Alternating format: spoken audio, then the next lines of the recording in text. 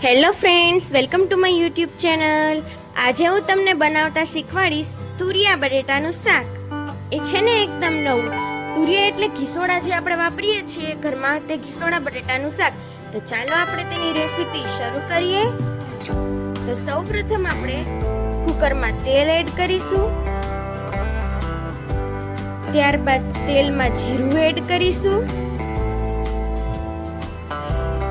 ત્યારબાદ હિંગ નાખીશું અને પછી તુરિયા તેમાં નાખી દઈશું. ખૂબ જ ટેસ્ટી અને મસાલેદાર શાક થાય છે. એક વખત જરૂર ટ્રાય કરજો. પછી તેમાં બટેટા નાખી દઈશું, હળદર નાખીશું, સ્વાદ પ્રમાણે હવે આપણે તેમાં મીઠું એડ કરીશું. ત્યારબાદ ચટણી એડ કરીશું.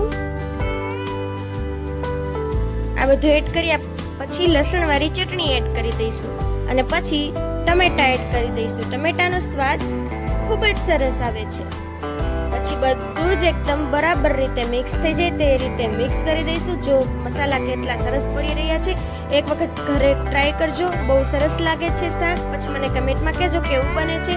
હવે આપણે તેમાં પાણી એડ કરી અને પછી કુકરને બંધ કરી દઈશું અને મીડિયમ ફ્લેમ ઉપર 3 વિસલ વાગવા દઈશું. થોડી જ વારમાં શાક તૈયાર. કોથમીર વડે ગાર્નિશિંગ કરી અને તેને સર્વ કરીશું. મસ્ત શાક તૈયાર થઈ ગયું ને.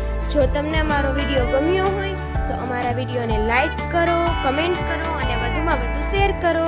અને આવા નવા વિડીયો જોવા માટે યુટ્યુબ ચેનલને સબસ્ક્રાઇબ કરો. Thank you.